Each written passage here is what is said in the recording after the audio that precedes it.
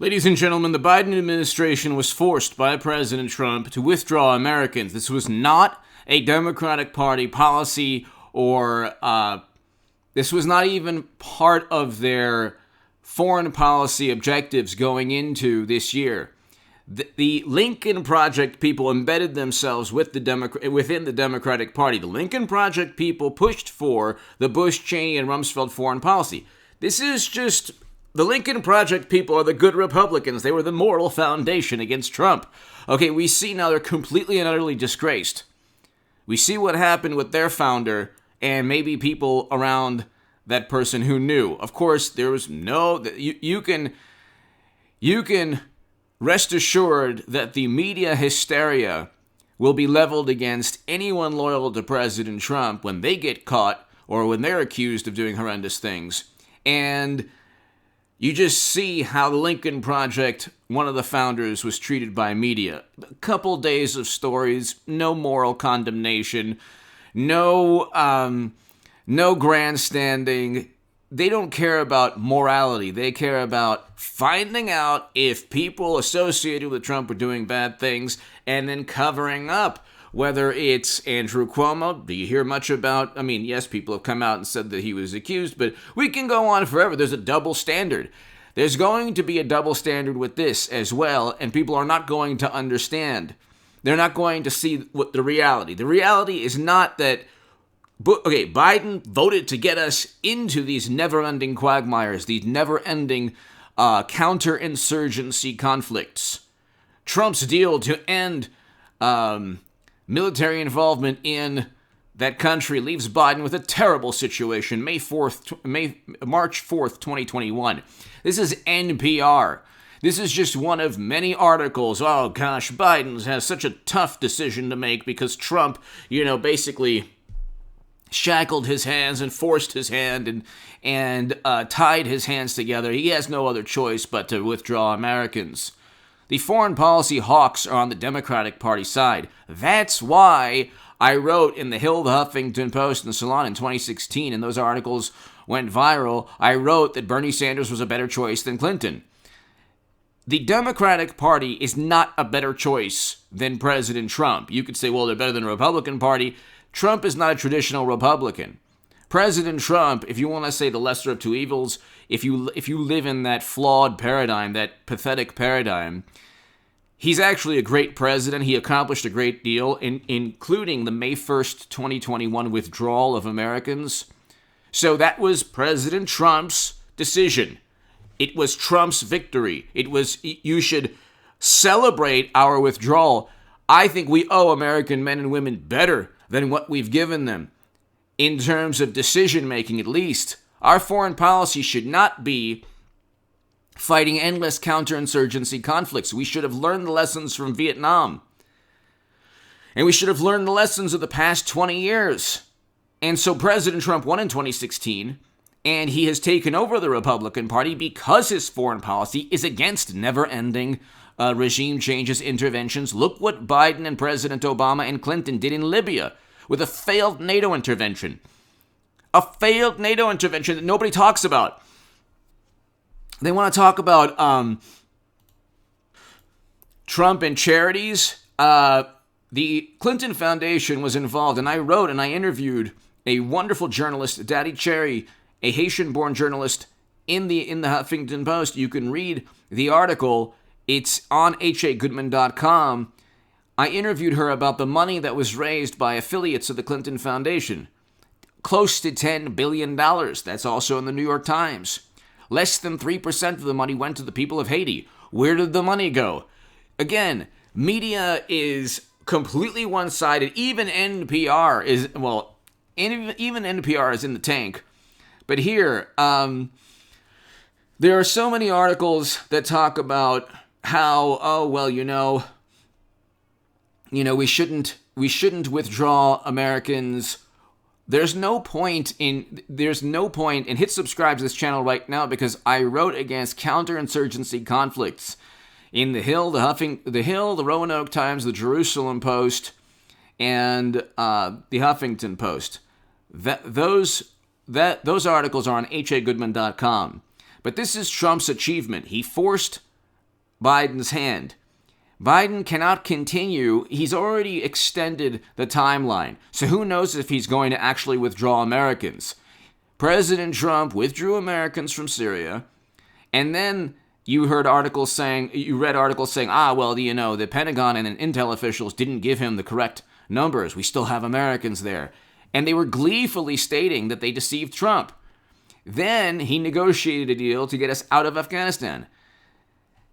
Now Biden is saying, well, you know what? These never-ending conflicts and wars, we shouldn't be in them. Democrats love to try to recreate or revise history. It was not Biden or Democrats or the Lincoln Project people that advised Democrats or the foreign policy hawks within the Democratic Party, people like Kerry and Biden and Clinton and people who voted to get us into these never-ending conflicts without any definition of victory.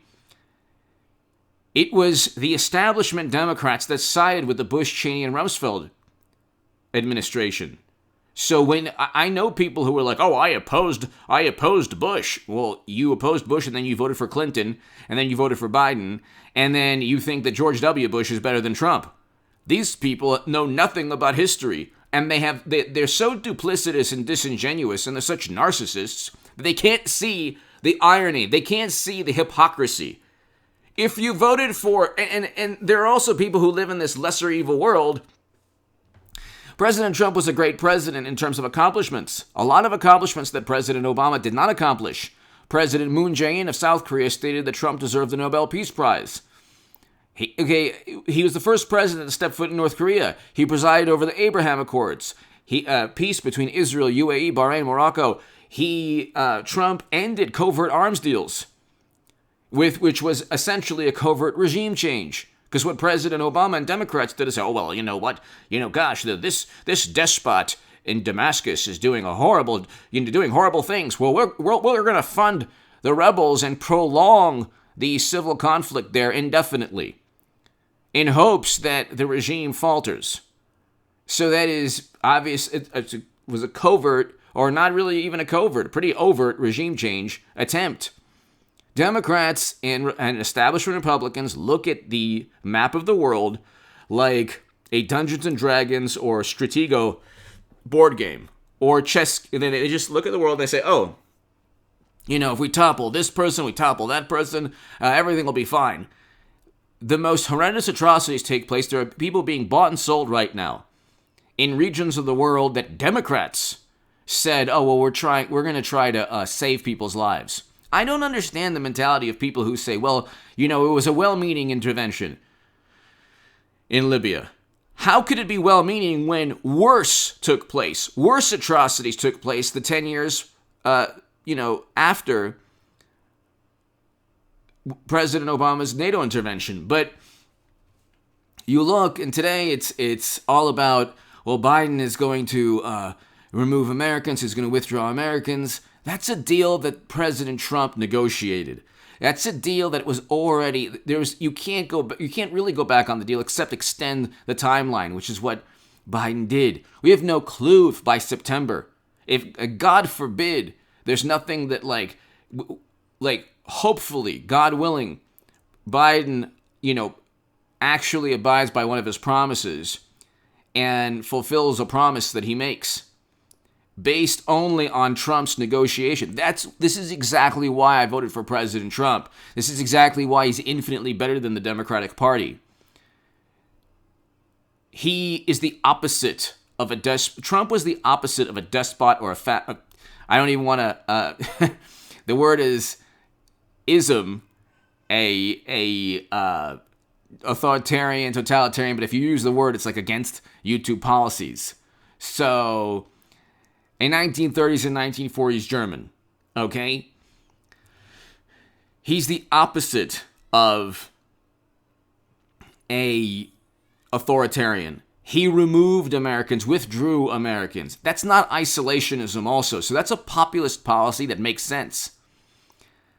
That's not an isolationist policy, okay? Because then the rebuttal to Trump being less of a hawk is that, well, he still did this, he still did that. Okay, so he's not an isolationist.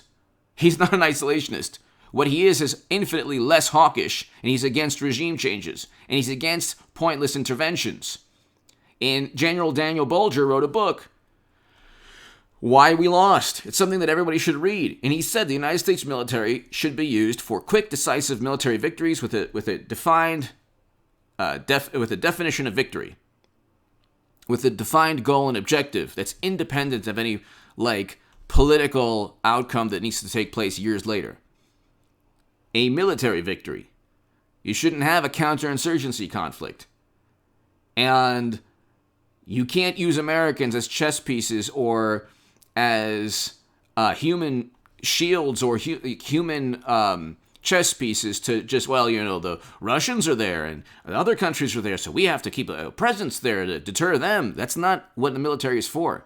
The military is for decisive victories, and then you get out. Or defeating a military adversary, and then you, once defeated, get out of that location. You cannot use the trillions that we spend against adversaries within a counterinsurgency conflict.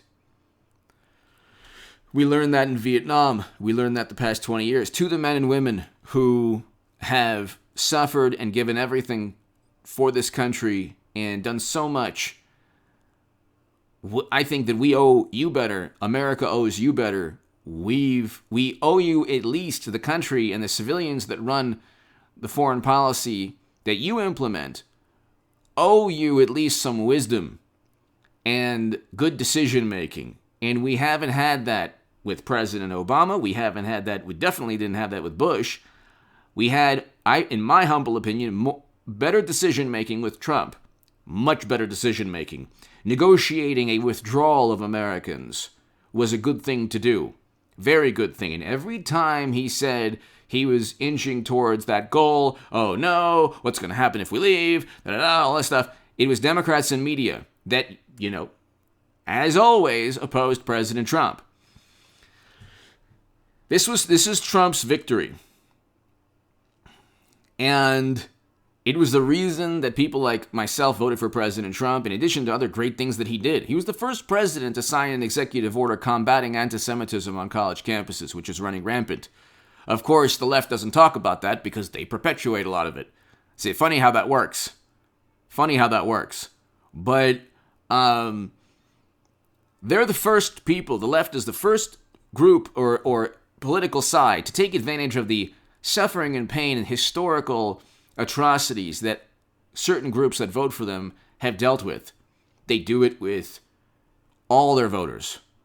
And it's pretty despicable. But anyway, the 1930s and 1940s Germans, I can't say the word, but Trump is the antithesis of that. Biden is far closer. Democrats are far closer because they're the ones who voted alongside the Bush, Cheney, and Rumsfeld people, who were the worst administration presidency we've ever had.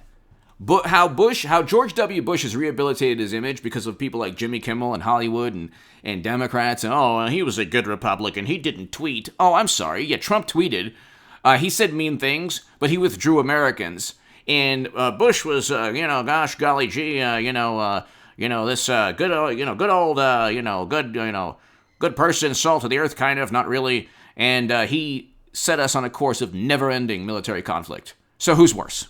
Okay, President Obama got a Nobel Peace Prize, and he ended up turning Libya into a failed state with a failed NATO intervention. Tell me what Trump did that's as bad. I want to know. Oh, he tore the fabric of our democracy, the Constitution, all of these grandiose, flowery, broad, ambiguous accusations against it was civility. He took civility and over his knee and spanked it, and it was horrible. Civility itself was suffering tremendously. These are they conjure up what they don't like about Trump, and they make it into he's a despot and authoritarian. Look what he demonized people. He didn't demonize people. He said the same things that Biden has said. You want to know what Biden has said to demonize people over the past 30 years? What about the crime bill with Biden? They don't judge. It's funny, too, because the hysteria that Twitter perpetuates, you have to have that for the Democratic Party to exist. Otherwise, everybody would say, my God, these are the biggest hypocrites who've ever lived. They literally vote for the person who embodies the supremacy and all that they claim to be against. But anyway, this is Trump's victory.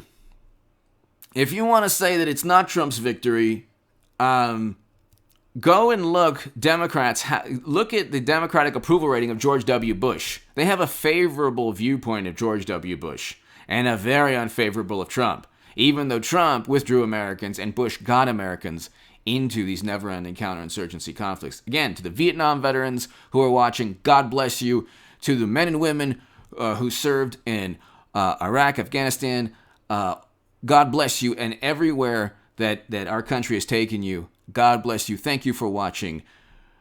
I hope that Biden does withdraw Americans. What has always driven me politically, when I was the biggest Bernie Sanders booster on the internet, according to the Huffington Post, and the unofficial scribe of Sanders' most hardcore voters, according to the Washington Post, and supporting President Trump, what has always driven me is what Trump did to remove Americans from the longest-running counterinsurgency conflict. I wanted a politician to end counterinsurgency conflicts.